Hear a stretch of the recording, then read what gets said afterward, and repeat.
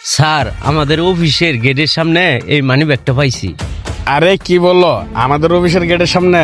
হ্যাঁ স্যার, আমাদের অফিসের সামনে পাইছি। দেখেন তো মানি ব্যাগটা কার। আচ্ছা দেখি তো কার মানি ব্যাগ। স্যার, মানি ব্যাগে কিন্তু 10,000 টাকা আছে। আচ্ছা ঠিক আছে, আমি মানি ব্যাগ রেখে দিতেছি, কেউ যদি খুঁজতে আসে তাহলে আমাকে জানায়ও। আচ্ছা ঠিক আছে স্যার। জীবন সাহেব,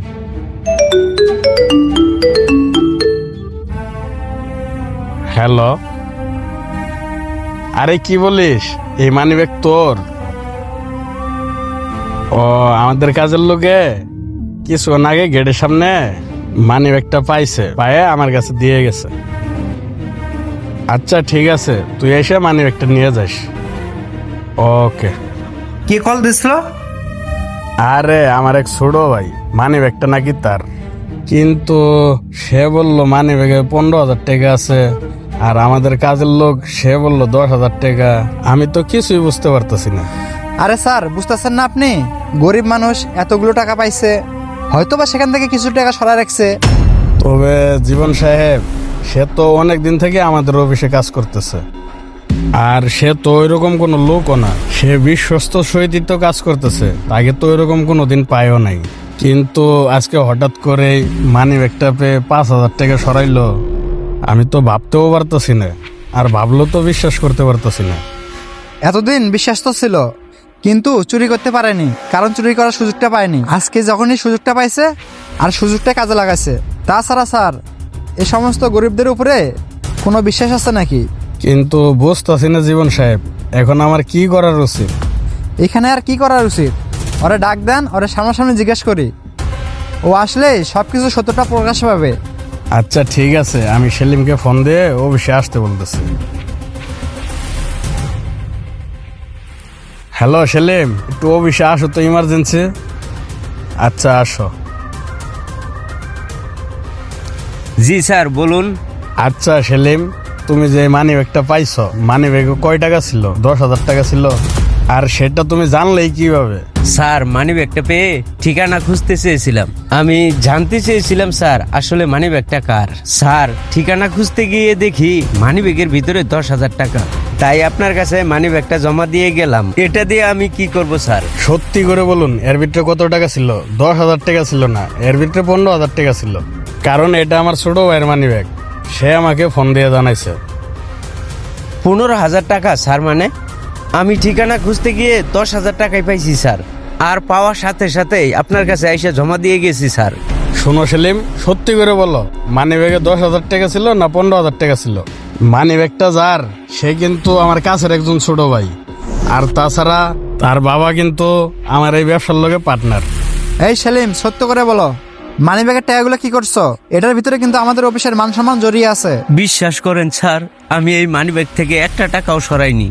আমি কি করলে স্যার বিশ্বাস করবেন আমি এই মানিব্যাগ থেকে একটা টাকাও সরাইনি? দেখো সেলিম, এখনো সময় আছে, সত্য কথাটা বলো। আর সত্য কথা বললে কিন্তু স্যারে তোমাকে ক্ষমা করে দিবে। আর যদি মিথ্যে কথা বলে থাকো, তাহলে তোমার এটা চরম শাসনও দিতে হবে। জীবন সাহেব চুপ করেন আপনি, আমি বুঝতে পারছি কি করতে হইব। আমি নিজের পকেট থেকে মানি ব্যাগে 5,000 টাকা ঢুকে রাখতেছি, কারণ এটা আমাদের অফিসের একটা মান সম্মান জড়িয়ে আছে। কিন্তু মনে রাখো, এই টাকাটা কিন্তু আমার পকেট থেকে যাইব না, এই টাকাটা তোমার স্যালারি থেকে কাটা হবে। স্যার, বেতনই পাই অল্প কয়েক টাকা, এর উপরে আবার এত বড় খেসারত দিতে হবে? আমরা গরিব মানুষ, এই গরিবদের কথা কে আর বিশ্বাস করে? বড় ভাই, মানে একটা কি পাইছেন? হ, দেখতো এটা নাকি তোর? হ ভাইয়া, এটাই তো আমার মানি ব্যাগ। হ, মানি ব্যাগটা দেখ সবকিছু ঠিকঠাক আছে কিনা। 15,000 টাকার কথা বলছিলি না, 15,000 টাকা আছে ওর ভিতরে। 15,000? ভাইয়া, আমি তো আসলে ভুলে আপনার 15,000 টাকা বলে দিছিলাম। ভাইয়া, আমি তো আসলে 5,000 টাকা খরচ করে নিয়েছিলাম, সেটা আর আপনার বলতে পারি নাই। আসলে এখানে 10,000 টাকাই ছিল, মানি ব্যাগ হারাইছে, এই তার হরায় 15,000 টাকা বলে ফেলেছি। আরে ভাই, এখানে 5,000 টাকা বেশি, কিন্তু এখানে 5,000 টাকা বেশি আসলো কিভাবে? আরে ছোট ভাই, তুমি না আমাকে ফোন দিয়ে বলছিলা 15,000 টাকা, তাই আমার নিজের কেসের থেকে 5,000 টাকা দিয়ে মিলিয়ে রাখছি, না হলে কেমন হয়ে যায় না ব্যাপারটা, এই জন্যই আর কি টাকাটা মিলিয়ে রাখছিলাম। আর ভাই, এলো না আপনার বাড়তি 5,000 টাকা। আর ভাইয়া, আজকে তো আমার কাছে সময় নাই, আরেকদিন আপনার সময় দিবনি। আচ্ছা ঠিক আছে, সময় করে আইসো আরেকদিন। স্যার এত বছর ধরে চাকরি করি, কেউ আমার নামে খারাপ অপবাদ দিতে পারলো না।